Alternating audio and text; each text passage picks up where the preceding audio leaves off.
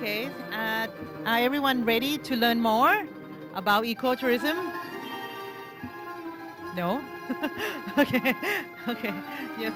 So those who are still outside the room, if you have a chance, maybe you grab your coffee and then come back. We are starting the session because we are running out of time now. So previously we learned the principle, the history from Mr. Masaru, but how about the implementation and especially in the Philippines? So our next speaker is the main one, the key person who implement the ecotourism and make it happen in the Philippines. So I have the honor to present our next speaker, which is the Undersecretary Verna Bosuseso from the Department of Tourism, Philippines. Please give her a round of applause, please. Let me briefly tell you a little bit more about our next speaker. So Verna is a career executive who has served the Philippine Department of Tourism in various capacities. So she has witnessed many firsts, from being a part of the founding team of the Office of Product Development and the one who implemented Luzon program of the first Philippine Tourism Master Plan. And she also used to lead the technical working group that produced the Japan International Collaboration Agency, or JICA, funded environmentally sustainable development plan for Northern Palawan. And she is also used to be the chief of the product director, used to be the dictatorship of the market development group. And also she has the experience from product development and planning in the tourism department, Department of Tourism in the Philippines. So she is currently the Department of Tourism Officer in Charge under Secretary for Tourism Development. So she oversees the Department of Tourism Foreign Office, the Office of Product and Market Development, and the Office of Tourism Development Planning, Research and Information Management. So she's the one who are very keen to present you with the topic of National Ecotourism Strategic Action Plan, especially in the Philippines. So please welcome to the floor. Please, Undersecretary Verna, please.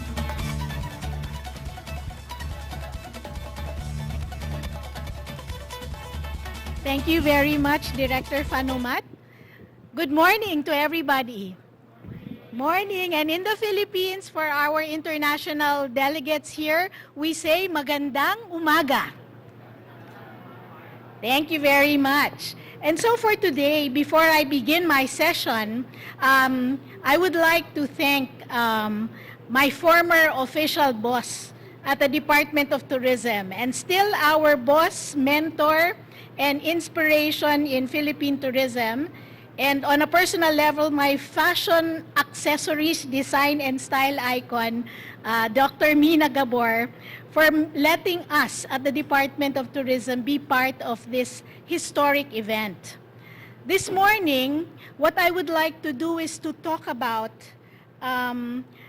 ecotourism in the Philippines, to properly situate us as a fitting start to this forum.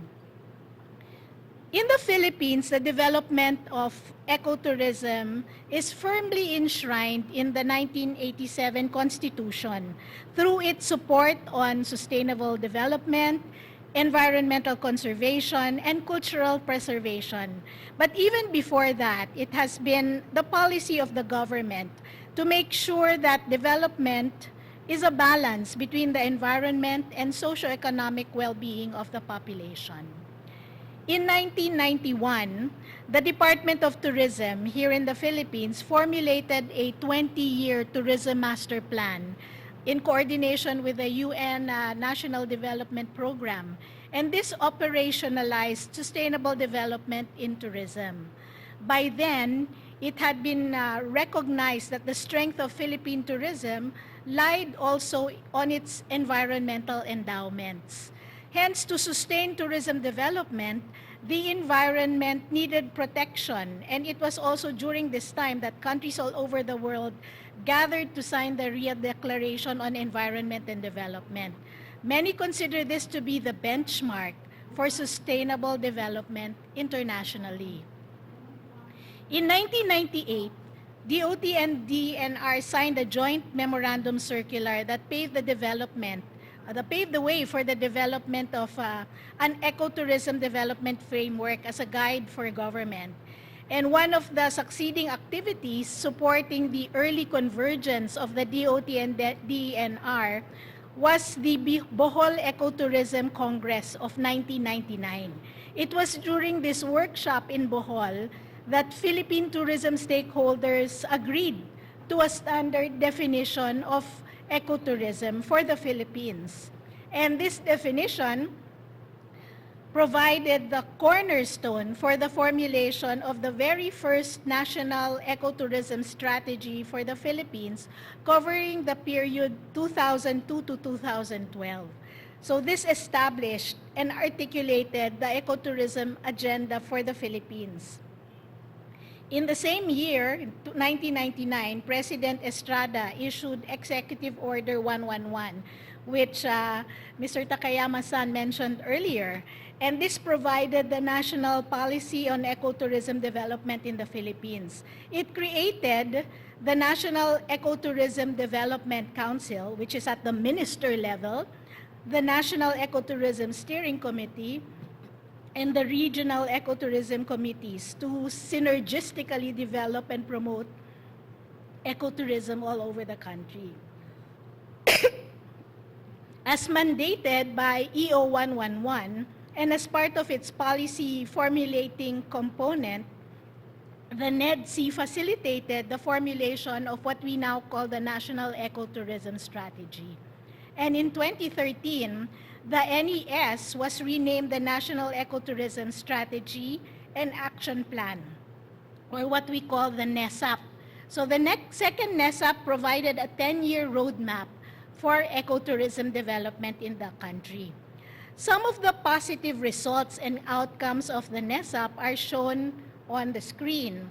On the policy, planning, and monitoring level, of particular note were the development of DOT ecotourism standards for us to be able to, standardize how ecotourism is implemented on the ground, the development of an ecotourism statistical framework for us to be able to monitor ecotourism, and the development of the corresponding training modules on ecotourism. And on the operation side, of note were the establishment of some income-generating programs for disadvantaged groups, as well as the expansion of employment opportunities and community income generation. And for environmental protection, the improvement in sustainable resource management and reduction of unsustainable practices were also the key results. On the inclusivity front, the NESAP was able to organize various sectors like out-of-school youth, the LGUs, local communities, women and indigenous peoples to be part of the ecotourism bandwagon. With the passing of the Tourism Act of 2009, sustainable tourism development was firmly cemented as our national policy on tourism. So while the policy also covers other tourism products, this is rooted on environmental conservation and protection, as well as histo-cultural preservation. The Tourism Act reorganized the government's tourism agencies in order to make them more effective and efficient in managing the Philippines tourism sector. And I think one of the most important salient features of this law was the creation of two bodies, two convergences of organizations. The first is what we call the Tourism Coordinating Council. The TCC is a group of 25 agencies of government created under the Republic Act 9593 with the DOT as chairperson. And this serves as a coordinating body for national tourism development efforts. One of the most important partners of the TCC is, of course, the Department of Environment and Natural Resources. And we are also co-chairs of the National Ecotourism Development Committee. The second convergence created by law is what we call the Tourism Congress of the Philippines, or TCP.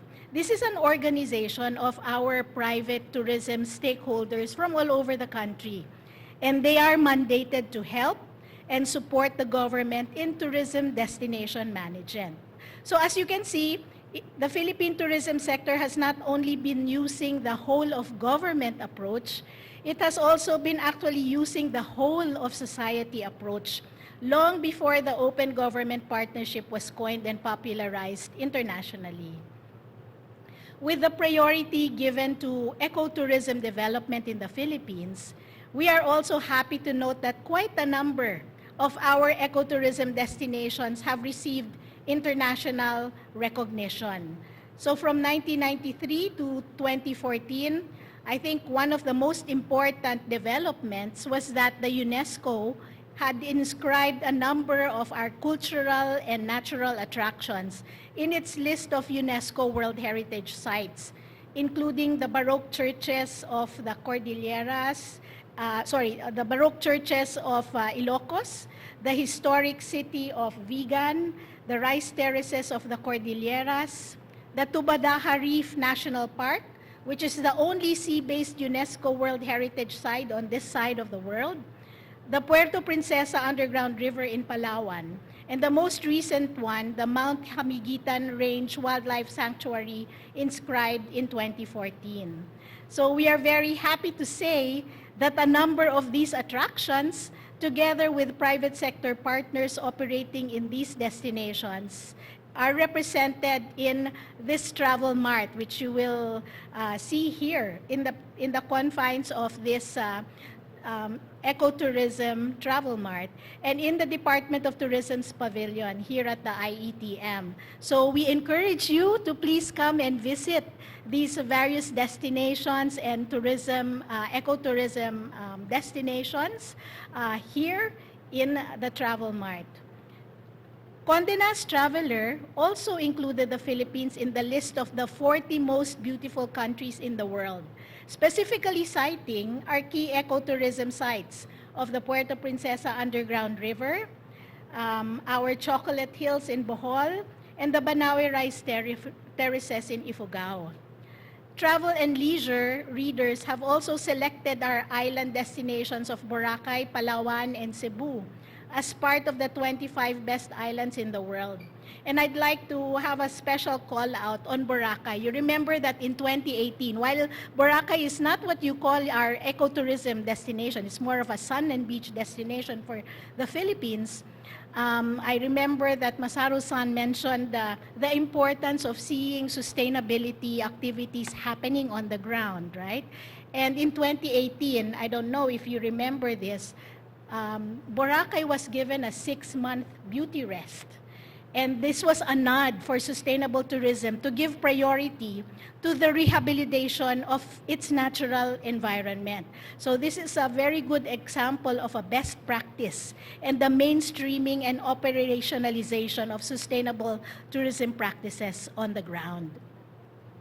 In 2021, the UNWTO also launched what it calls the Best Tourism Villages program to advance the role of tourism in safeguarding rural villages along with their landscapes, their natural and cultural diversity, and local values and gastronomy. Among the very first batch of 44 villages from 32 countries worldwide, Boho in Aloginsan, located in Cebu, and Barangay Tenani in Samar, these are both places in the Philippines, were included in the prestigious list. And all of these villages stand out for their innovative and transformative actions and commitment to the development of tourism in line with the Sustainable Development Goals. I think one of the proponents of Boho, for example, Mr. Boboy Costas, is also here with us, and he will be talking later on in the day. In the ASEAN Tourism Standards Awards for 2023 to 2025, among the number of awards garnered by the Philippines, the Palawi Environment Protectors Association was cited for community-based tourism. And quite recently, in fact, just this month, the Philippines made it to the Green Destination Story Awards at the ITB in Berlin, the world's biggest travel fair.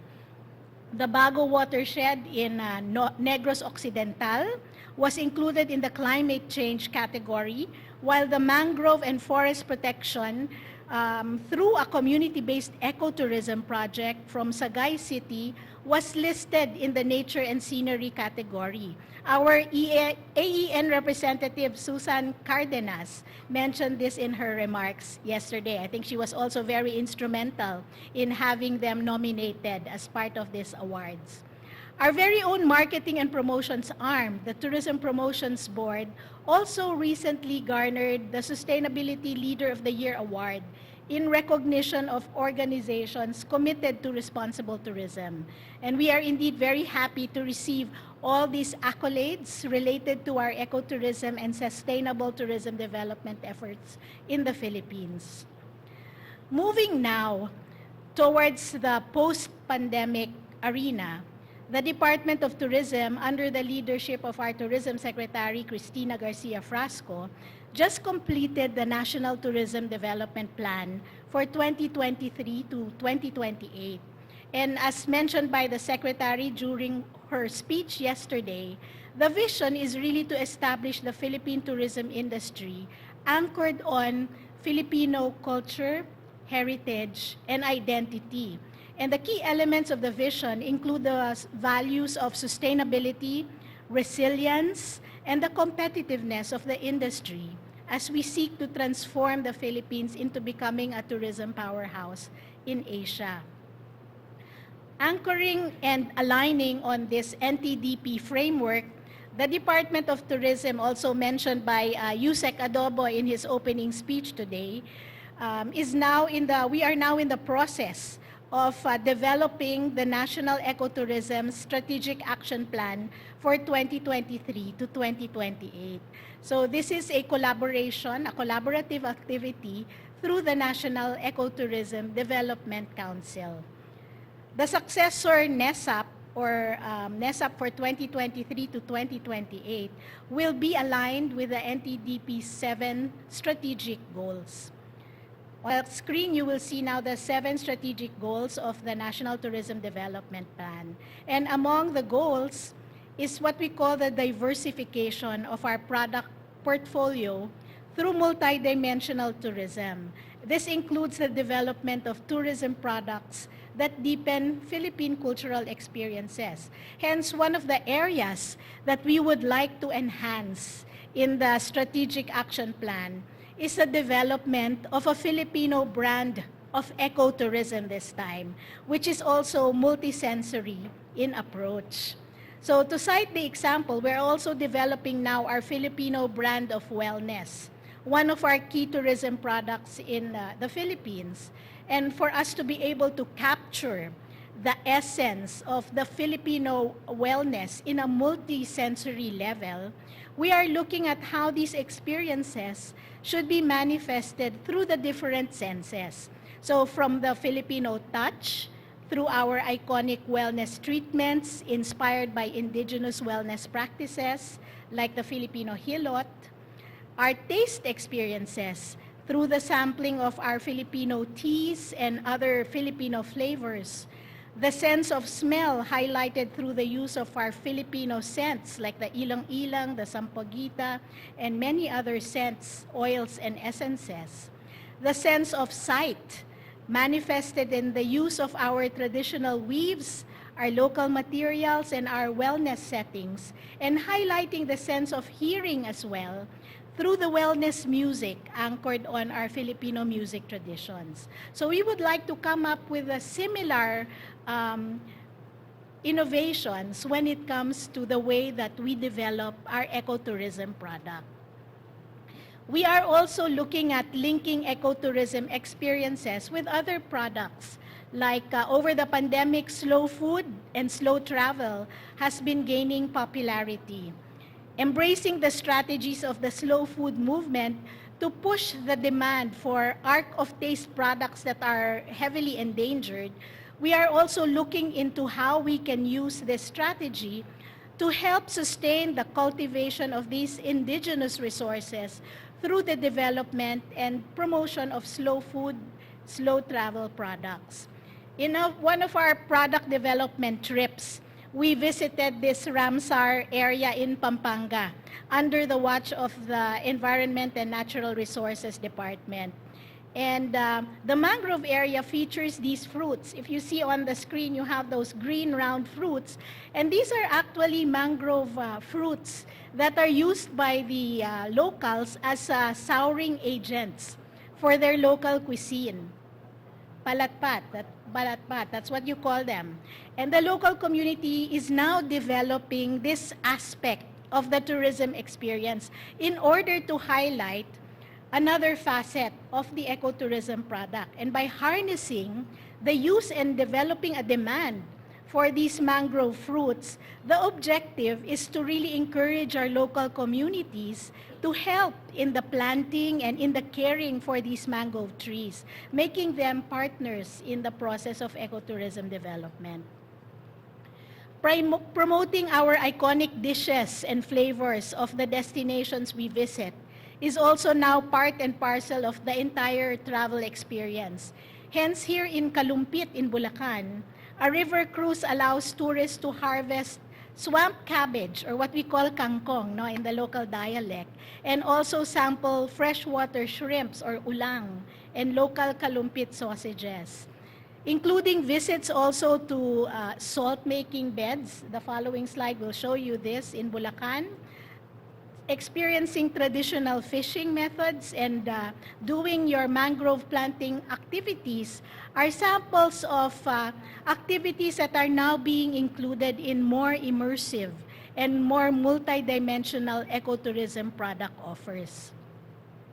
Going back now to the NTDP, another strategic goal is the enhancement of the overall tourist experience. And one of the action agendas is the enhancement of human capital development. In the Philippines, apart from our beautiful tourist destinations spread out over our 7,641 islands, the most important element of the tourist experience is brought to us by our people, our frontliners and service crew who complete the Filipino experience for our travelers.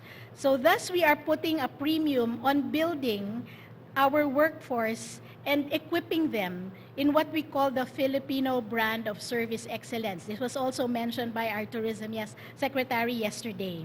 The Filipino brand of service excellence, which we are espousing to our tourism frontliners, is anchored on 7 Filipino core values. And this is, I think, very important that we're looking at now the Filipino-ness of the way that we do things here in the country. First is the being makadiyos or may likha, which refers to the respect for divine providence and everything that is spiritual. So in this context, or in the context of FBSC, or the Filipino brand of service excellence, respect for the divine providence or the respect for ating may likha is translated into the respect we give everyone we deal with, the respect with which we deal with our guests in the tourism industry.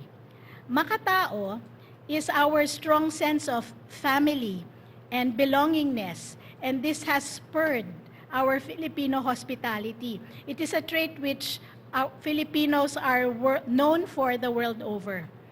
The third is makakalikasan. Filipinos are stewards of our environment.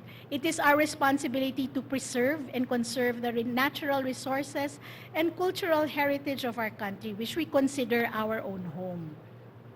Makabansa is our patriotic fervor that perhaps has been driven by the many cultural influences of our colorful and unique history that has awakened this love of country and sense of pride in the motherland, and has given birth to the Filipino who's said to have a unique combination of having a Western mind, a Latin heart, and an Asian soul. Masayahin. Filipinos innately have a happy disposition in life, even at the height of despair and in the most difficult of situations. From a simple smile to boisterous laughter, you can be sure that the Filipino has this both. And wherever you're traveling in the world, you will know that there's a Filipino here when you can hear very loud laughter in the background. May bayanihan is the Filipino word that comes from the source words bayan, our nation, and the bayani, or hero. And these terms refer and embody our innate helpful spirit. It's a natural, inclination for us to help our neighbors and our fellow men. And finally, may pag-asa. Filipinos can rise up against whenever we encounter our challenging situations. We keep on going no matter how difficult it is and how difficult it becomes. And I think this is the core value that defines our resiliency as a people and as a nation. To embody the importance of our human capital and tourism workers, I would like to share with you today this video that garnered the UNWTO 2021 Tourism Video Competition Award on exceptional stories on sustainable tourism in the Asia-Pacific region. So friends, please watch this.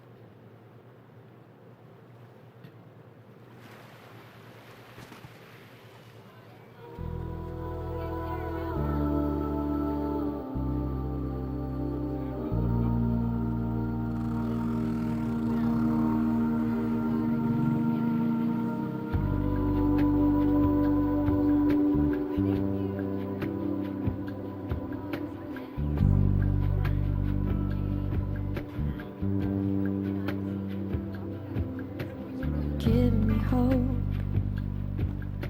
strength and will to keep on. Loneliness can make me feel this way, and only you can bring out all the best I can do. How to leave and turn the tide, make me feel real good on inside. Pushed me up, and I'm about to give up. You're on my side, and no one seems to listen. And if you go, you know the tears can't help but show. You know you've always had my heart. From now on, we'll never part. It's your smile, your face, your lips that I miss. Your sweet little eyes that stare at me and make me say I'm with you through all the way. 'Cause it's you that fills the emptiness in me, changes everything I see when I know I've got you with me.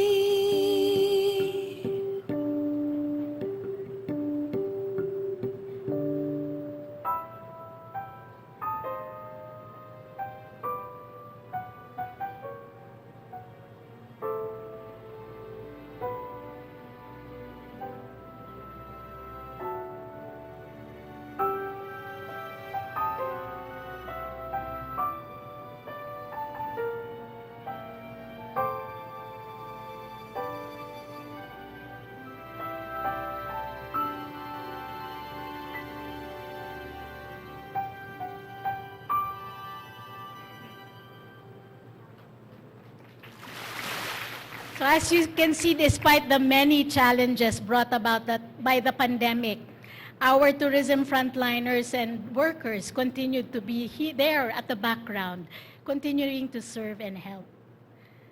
The last strategic goal I would like to highlight today is the equalization of tourism product development and promotion, which cites the importance of developing an effective system of monitoring, support, and assistance for responsible and sustainable tourism.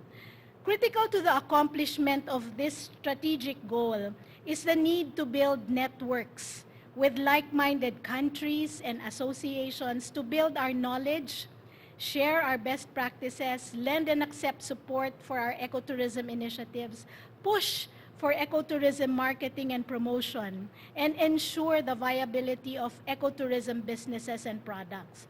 And so this ecotourism forum, which has brought us together, it has also brought together all these associations and countries. And it is very timely and very, very important and essential in harnessing the potentials of ecotourism, not only in our country, not only in the ASEAN region or the Asian region, but also worldwide.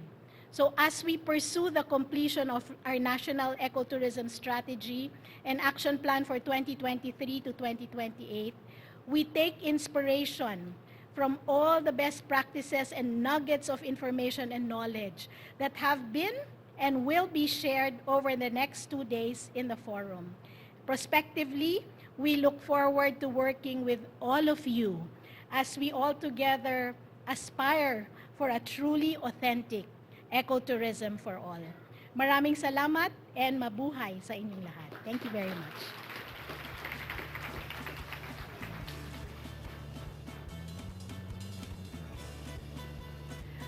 Thank you very much, Undersecretary Werner.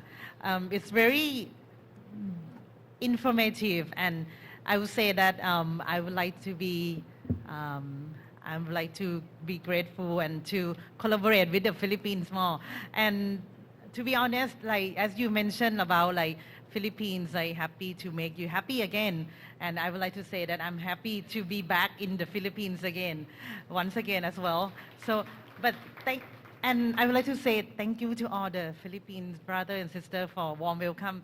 And I think from your session, we learned so much about how the government can have the roles to implement, sustainability in reality, with the strategic plan, with the ecosystem, with the mechanism that you form. This is the way that, put ecosystem as the heart of tourism management and development of the Philippines. And this is a good example that we have learned. But our next speaker would be the one who present something deeper in terms of how to manage the resource, the national resource that the Philippines has. And this is the basis of ecotourism of the Philippines. So our next speaker is very distinguished and influential. She has a very distinguished career in research and academic. And she has earned her doctorate degree in community development from the University of the Philippines, Los Banos, when she received 3 prestigious leadership awards. And as an educator, she has served as many thesis advisor and external reviewer of the publication, and her works in implementing sustainable tourism and ecotourism development as well. So she displays a passionate dedication to research, which is evident in her experience as a resource person in several research seminars, workshops, and training conducts in various institutions here and abroad as well. So I would like to present you, ladies and gentlemen, I am honored to present to you the officer in charge, Division Chief of the Urban Ecosystem Research, Division of the Ecosystem Research and Development Bureau, Dr. Lile Pintor. Please welcome her on the stage.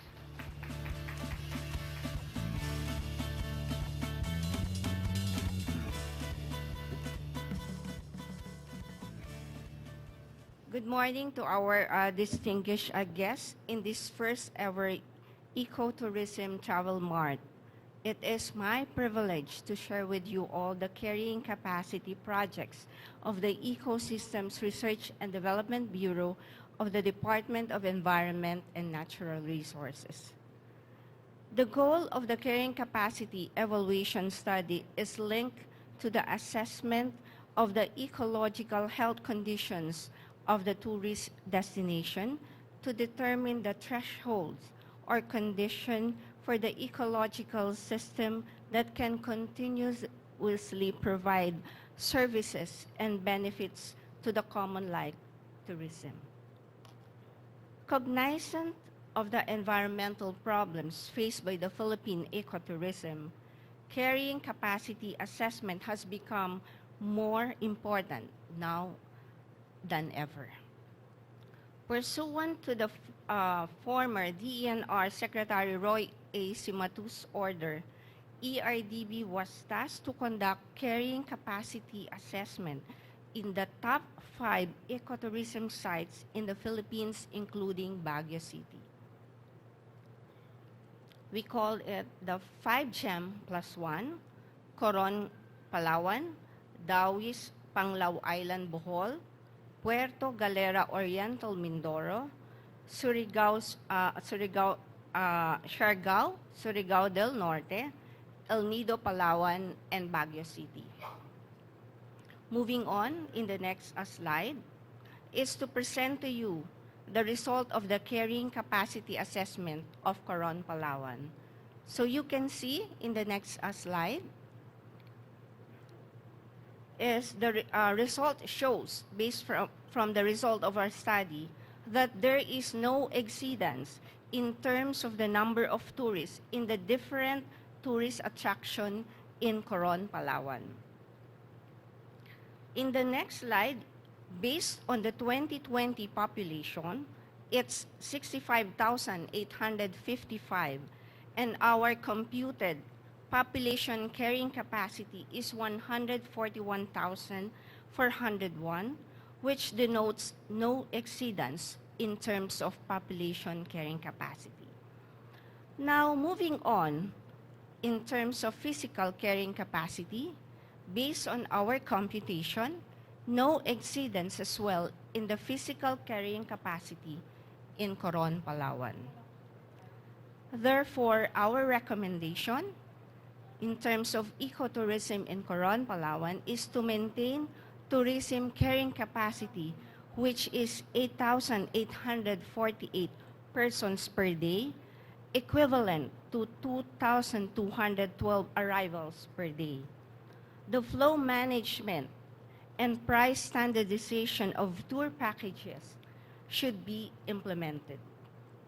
Maintain the existing number of structures for urban land use, the proper accounting of urban land use, as some of the residential areas are also used for commercial establishments. Regulation of regular collection and monitoring of sewerage water from regular and commercial areas for treatment at the sewerage treatment plant. Minimize noise because this disturbs causing disturbance to wildlife in some ecotourism sites in Coron, Palawan. So now let's go to Dawis, Panglao, Bohol. With regard to the physical carrying capacity, the number of existing residential units has already exceeded its real carrying capacity by 2,329 units. 3 barangays actually have also exceeded their mark. The limited physical carrying capacity can be attributed to the small land area, which is only 153.17 hectares, allotted by the LGU for this purpose.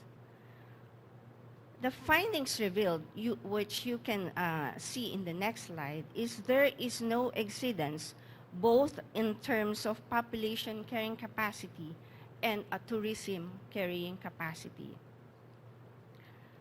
We therefore recommend to develop other new tourist destinations within the expansion of areas intended for tourism development. Dawis has a lot of areas to offer to investors and business entrepreneurs. Explore incentives like tax holidays and similar strategies. Corresponding municipal policies, rules and regulations, and ordinances should be passed to support this strategy. Engage in rehabilitation, protection, and conservation programs to improve the ecological conditions. More tree planting is recommended in the graded and hazard-prone areas. We also recommend to proclaim additional marine sanctuaries to promote conservation, formulate the municipality's tourism master plan to guide future actions and development on ecotourism. Lastly, develop more tourist products and services in the existing tourist destination. Now let's move on to Puerto Galera in Oriental Mindoro, situated in Luzon. Based on the computed annual carrying capacity, which is 2,665 and 716, the annual tourist arrival in 2019 is recorded at 313,618. This implies that there is no exceedance in terms of the number of tourists in Puerto Galera. Findings also revealed, which will be shown in the next slide, that there is an exceedance in terms of physical carrying capacity, meaning there is no exceedance when we talk about of tourists, but there is an exceedance when we talk about the physical carrying capacity on residential, accommodation, and commercial establishments. There is likewise an exceedance in the population carrying capacity in Puerto Galera. Moving on, featuring Siargao, Surigao del Norte. Based on the 2020 projected population, it's 102,847, and our computation shows no exceedance in terms of the population and tourism carrying capacity. With regard to El Nido, the carrying capacity, and also its adjacent islands in Palawan, Philippines, based on the 2018 average tourist record, which is 712 per day, hence based on our computation, there is no exceedance in the number of tourist arrival. With regard to the physical carrying capacity, urban areas in El Nido have exceeded the physical carrying capacity for residential, accommodation, and commercial uses. In terms of the population carrying capacity, exceedance in the population carrying capacity indicates continuing strain on the environment and natural resources. This will also require higher demand for services such as water, electricity, waste management, and transportation facilities and infrastructure. We therefore recommend to reconfigure island hopping tour packages, result as basis in redesigning tour itineraries by reassigning destinations with lower carrying capacity to the least popular destinations or restricting visitor entry through limited passes and the like.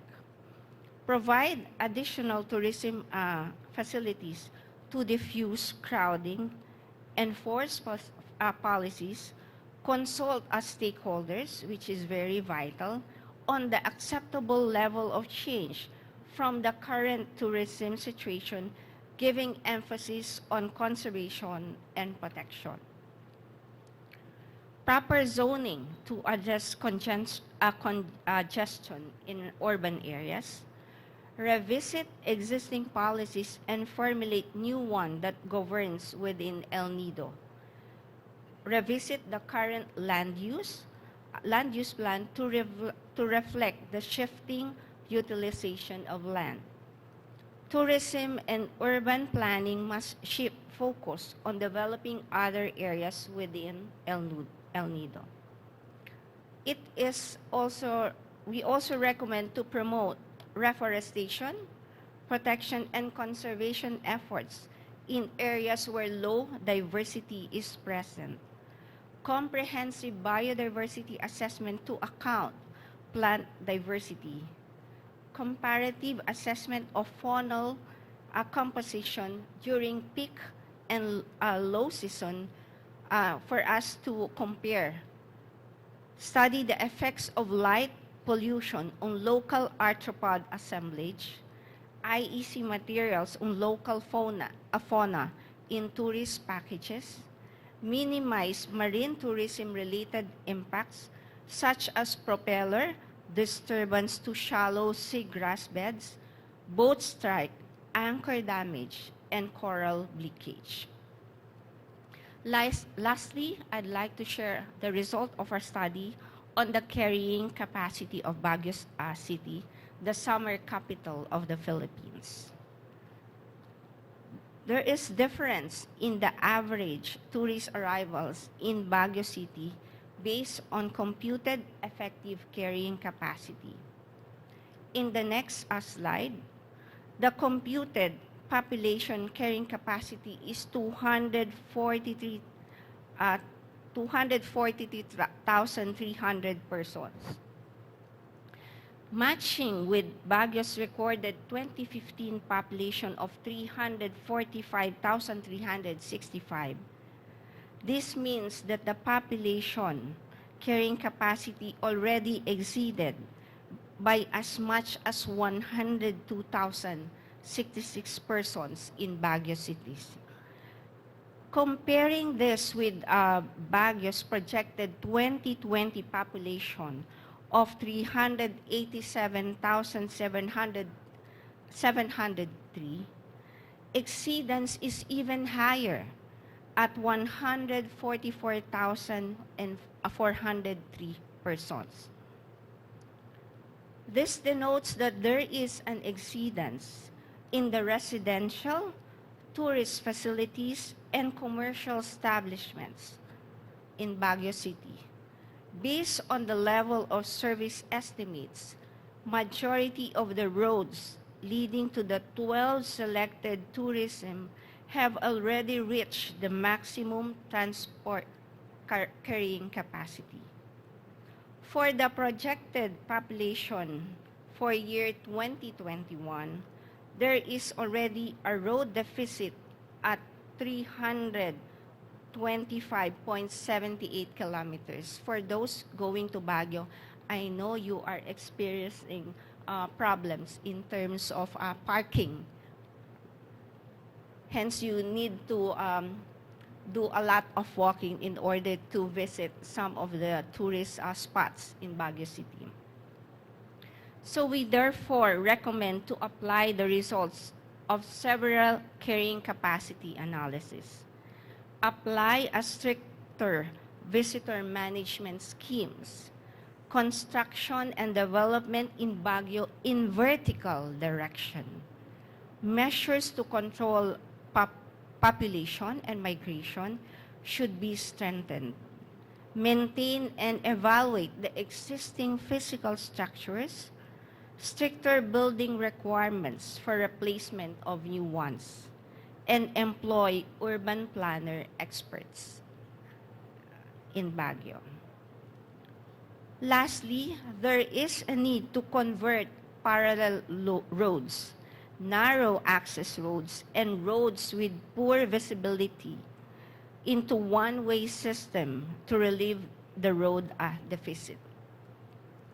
Clear illegally parked vehicles, introduce coding scheme, explore the limit to vehicle passengers scheme, minimum passengers 2 or 3, construct multi-level parking facilities away from a tourism site. Apply pedestrianization and biking facilities, provide special facilities for the PWD, traffic control center, and install a real-time traffic monitoring and modeling system. Lastly, is to implement a state-of-the-art education program or media campaign. Thank you so much for inviting us over, the Ecosystems Research and Development Bureau, the research arm of the Department of Environment and Natural Resources. Maraming salamat po.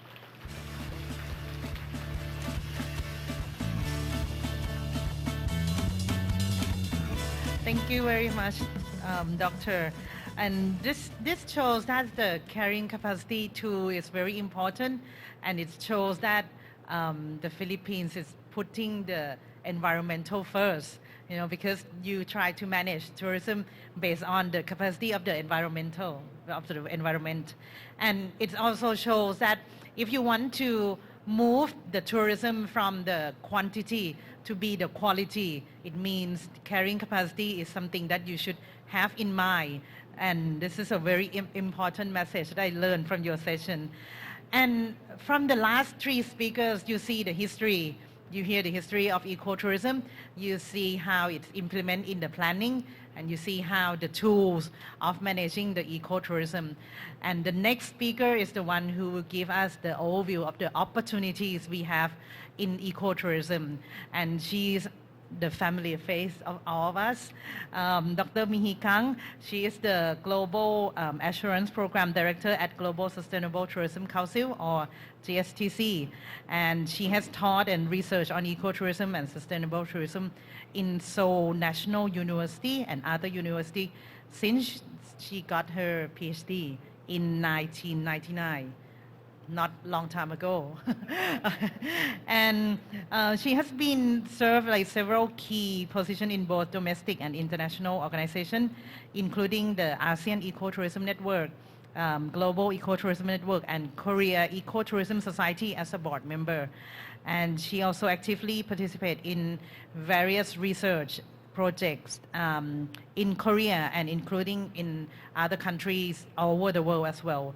So she is acknowledged as a top expert in Asia Pacific on certification on sustainable tourism, and she has worked with many top government ministry and local authority, NGOs, and local communities for research and guidance on standard certification and compliance in terms of sustainability.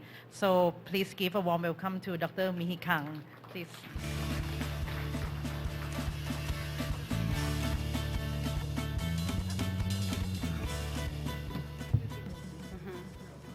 Good morning. Sawadee-ka. Selamat pagi. Ni hao. Ohayo gozaimasu. Mingalama. Ayubowan. Namaste. Korean. 안녕하세요. 좋은 아침입니다. 네. I'm Mihi Kang from the Asian Ecotourism Network. I am here as a vice chair of AEN, but I work for Global Sustainable Tourism Council as assurance director. So assurance means we need to give you the really trustful, reliable, measurable evidence.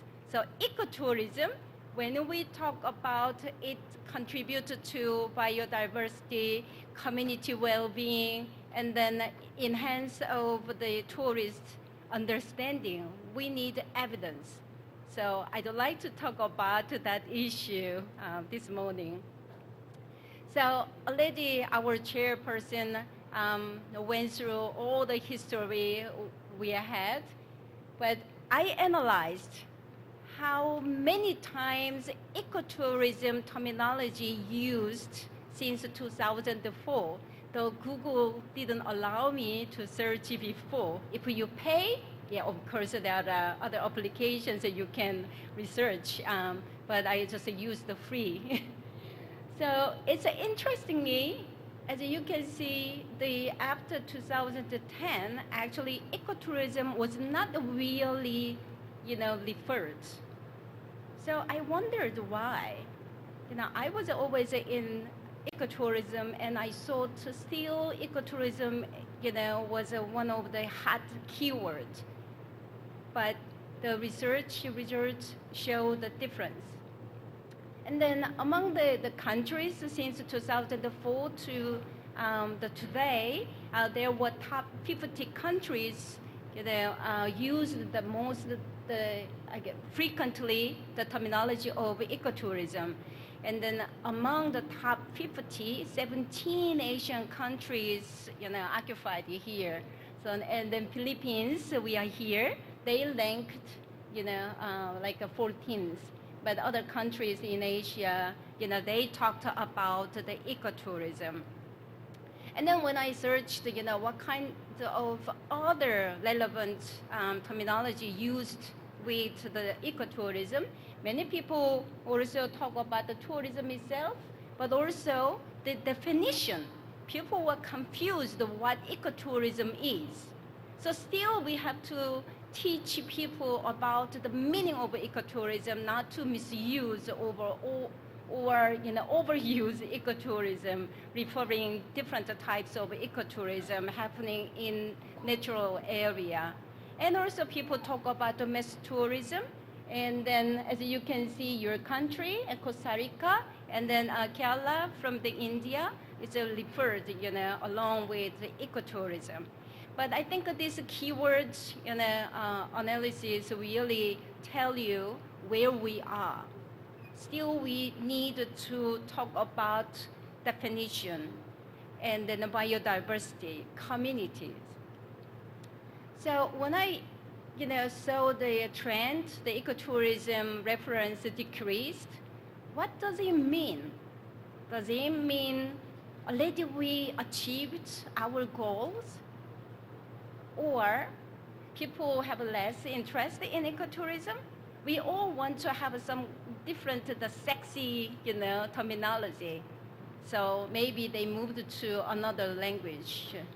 Or there's the better tools or approaches, different types of tourism, which contribute to conservation and also community, the well-being. So we don't know. So let's see how the Asian or Asia Pacific region changed according to SDGs, the goals. So there are good reports of the progress. So this is how you can read the result. So I removed a few the goals among the 17s, but you can see all the Asia Pacific region's progress. There are some the green lights, so that's good. But still, you can see many red colors and a yellow. Yellow is still good, but we need the more aggressive approach. And this one, we have some kind of the energy, the solutions, and then the economic growth. But when we go to the more downside, still we have challenges. And here also, we have many, the yellow, the orange colors, and no green color at all related to climate change. And here, only one green color related to reduce homicide rates, but other ones is the color doesn't show us, the green light.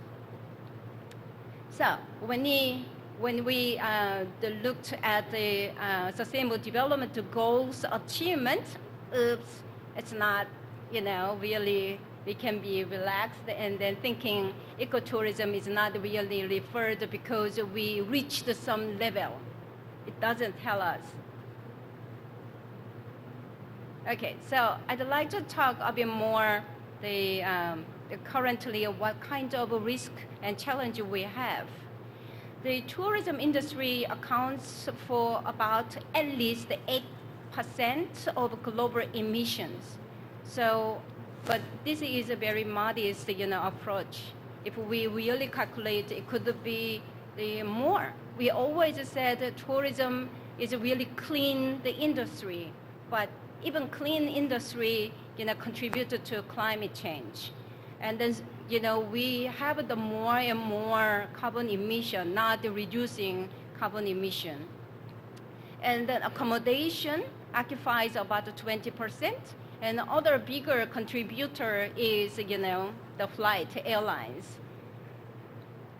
And actually, our activities do not really impact but still, we have to take actions, what we can do. But thankfully, almost 90% of travelers, they want to travel sustainably. And then the 73% of travelers say they want to choose more sustainable accommodations. They love to be responsible. They love to contribute positively to the community, to the environment. But 41% travelers said they do not have, how they can choose sustainably. So not only ecotourism though, but generally we do not provide good information to tourists. So now we need to think about our destination, usually public sector. We have really aggressive, rigorous policies, and then really implementing those. There are a lot of policies, plans, action plans, but how many those plans are actually implemented? What kind of evidence you have? So beautiful plans, beautiful policies, strategies, but nothing happened because you do not have enough human resources, you do not have enough money. So we need to secure human resources and also the finance. So if you do not have the really sustainable financial support, even beautiful policies cannot be implemented. So we need to prioritize where you have to put your money. So many the government officials are not from the tourism, the usually Ministry of Finance, they think tourism can happen as long as you have a beautiful nature or culture. Tourists will come. You don't need any actions. You don't need to input the money to have the capacity building or better strategy. Ecotourism, we have a beautiful protected area, beautiful beaches. People will come. Just count numbers. But we need also carrying capacity management. So I really enjoyed the researches. And then I visited one place to limit the numbers. We need the kind of strong implementation of the plan based on the scientific research. Biodiversity conservation does not just happen to not come or, we need to protect. We need to scientifically calculate how many people we can really allow. The tourism costs the earth. Even ecotourism make a negative impact. But we want to minimize that. And then through our some negative impact, we want to maximize our social economic benefits. So that's our goal. Our goal is not zero impact. So then you have to stop at home. You shouldn't travel. We all traveled, to attend here domestically, internationally. So our aim is, clear. But here are many industry people too. So industry, are we really sustainable? We really tried to reduce our footprint, but also we have the plan to secure financially sustainable and then contribute to the local community. So we needed to think about. And the local communities, we are all the residents of our community. Are we responsible?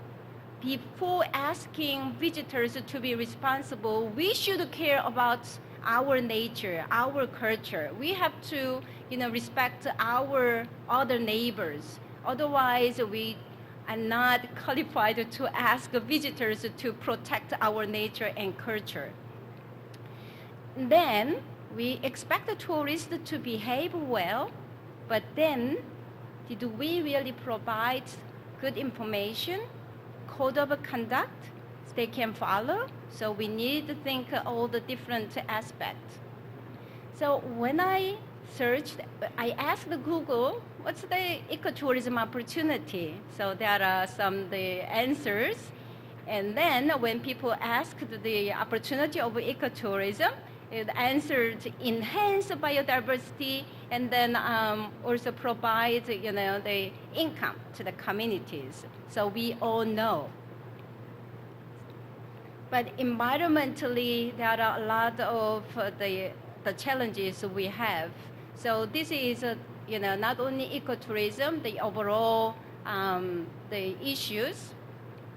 So still everywhere, energy, water, carbon emission issues, biodiversity loss we have.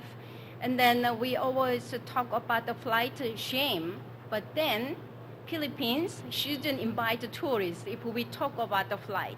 That's the biggest contributor to climate change. But what we can do, every day, the almost 200,000 flights in the air. But we need those travelers to come to the island. We cannot say them, do not fly. But then swim to the Philippines? Even Korea, we are not island, but you cannot come by land. You have to fly to the Korea. So we are kind of islands, even though we are peninsular. So we need tourists, but we need to, make them stay longer. And then when they arrived, to behave, well, responsibly, contribute economically. So less people, but the bigger the impact, the positive impact. That's the ecotourism have to talk about. So all the natural area, we cannot assume those are ecotourism destinations. The beaches, can be, it's a mass tourism, the places, but also it could be ecotourism places as long as you manage well. Many national parks, that's basically ecotourism destination, but many national parks are struggling, from the biggest number of the tourists. So let's go. And then when I search the economic, contribution of ecotourism, all the beautiful the data we have, but not many. So the numbers are really good compared to, compared to the global economic contribution, the numbers look to the small, but actually the ratio is quite good. So ecotourism really contribute, but still it's difficult to argue because there are not many supporting research, the data. We need data. So government, please, support researchers to research on this and then show the evidence. So the Ministry of Finance to give more money for the ecotourism. And then social aspect, we always say the ecotourism communities are happier, and then ecotourism can, make a tourist more responsible. So I asked the AI, so find the reference, the researches, but only 2 I got from the AI. So the chatbot, searched all the global references, but only 2, and then a few just expectation. We need data to show ecotourism really make the community happier. Small number, the bigger positive impact. So we need the research, scientific, the evidence. Come on. I need a scientific, yeah. Supporting research is important. So what do we have to do? Everybody have to make actions. Not only government. We cannot just expect the government to do everything and then support, every penny. So we need responsible businesses.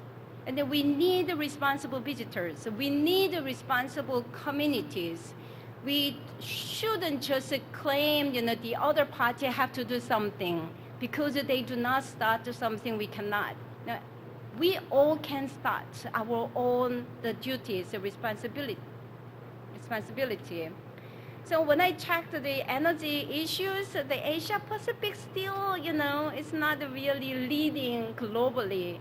Ecotourism destinations in Asia, the bigger number referred, globally, the 17 countries among 50, but our Asian countries are still behind the European countries. We have a beautiful, natural resources, so we can make a clean energy. We can lead ecotourism development. It doesn't mean only tours. Our lifestyle should be responsible, sustainable, ecotourism-like.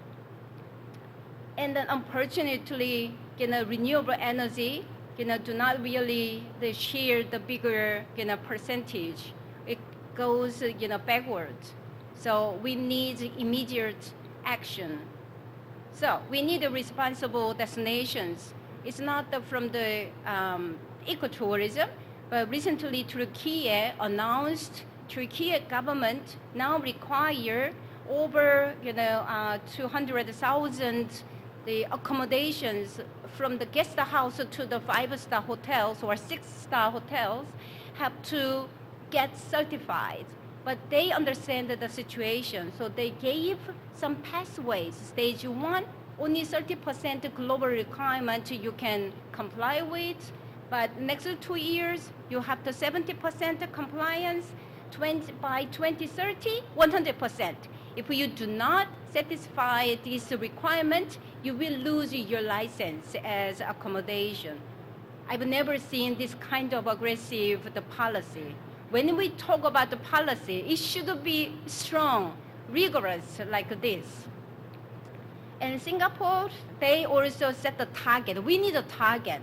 And then they said 60% of the rooms will be globally certified. It doesn't mean only the GSTC certification, but other ISO energy or other CSR, they included. But still, this kind of a target we want to see in ecotourism destinations. Ecotourism destination, not even the central government level, the local government. If you have a strategy, set the target and then review your target, matched. Even small, the African, the island country, they aggressively set the certification program and then got almost accredited by the GSTC. Tiny country can do. In the big country in Asia, we can do better. So, but now we also need to responsible the industry. The all OTAs, they usually talk about the general, the conventional hotels, but at least 6, they are the GSTC members, and then they now talk about the sustainability. So Booking.com, there's the options of sustainable travel, and then there's another option so the visitors can search accessibility. It's not only a wheelchair. We have to go beyond of a wheelchair. There are different types of disability. So when I searched, I could see some. And then other OTAs, talk about the long stay. This is the ecotourism, goal, long stay. And then like Airbnb, globally a lot of criticism, but they really tried to induce, their host, the houses to be more sustainable. So this kind of the initiatives you have to understand. And then the AEN has the accommodation standard. So you can follow this. So then show really ecotourism, can be more sustainable, the better than others. And there are a lot of the standard for tour operators. Tour operators also need to be sustainable. And then there are the certification bodies that you can look at. More and more companies talk about the, ESG. That's a sustainability. And then ecotourism is a star of sustainable tourism. So we should have, led this ESG. So what we have to do, when I search the ecotourism on Google, it shows the different the questions, principles, meanings, the case studies. They want to know the basics, but it means we still, do not provide good information to the stakeholders. So we need continually education and training, and then we need to research, scientific research, to show the ecotourism's real value. And then we need the information for all the stakeholders, what they have to do. So hopefully AEN is become the hub of Asian ecotourism, providing all information. We need your contribution to have those, the function of a hub. Then we will share the good practices. And then if you are competent, we can also look for certification, not only plan, not only talking, but we need evidence. So we are different. So our business, no greenwashing anymore, but plan then action we require. So again, all stakeholders in ecotourism in this room, we have our own journey, but that journey connected to sustainability. So let's tackle our journey without only just talking, but with action. Thank you very much.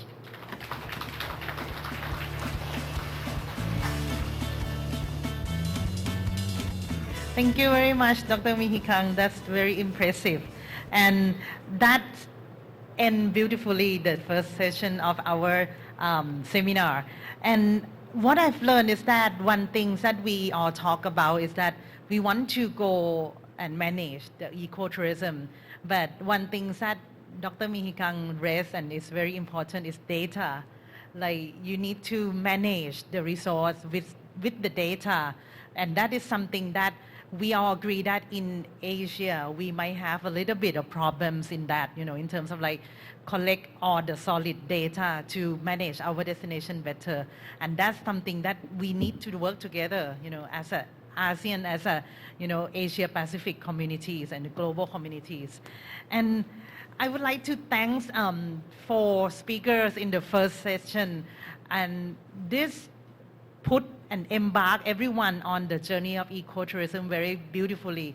The introduction of ecotourism is very important. All of the 4 speakers mentioned about the definition, the education of the concept. The principle of ecotourism is the first step that we all need to understand, and we need to take it into implementation.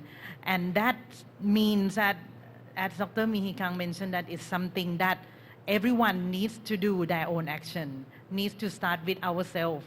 Right? Every action of everyone has, we all have the choice to make decision, to make the action. But how we going to make sure that our action is going to create the positive impact toward the sustainable tourism? And that go back to yesterday when I delivered my speech about everyone should see the tourism as a sustainable development tools rather than just develop for the sake of tourism only. And that ends the session 1 of introduction to ecotourism. And I would like you to join hand in hand to learn more the good practice. Let's implement it and learn from our network today and tomorrow, because we have so many good practice in social side, environmental side, economic side, prepared to give us and deliver us the good practice from all over the world. So please give the round of applause of the 4 speakers, the first 4 speakers. And thank you so much for everyone for the attention. Let me give back the floor to our MC. Yes, please, thank you.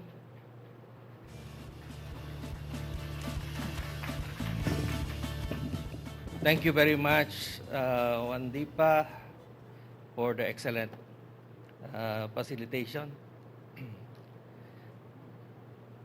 I asked the caterer, and they told me exactly 12, they'll be ready. So I have 5 more minutes to plug.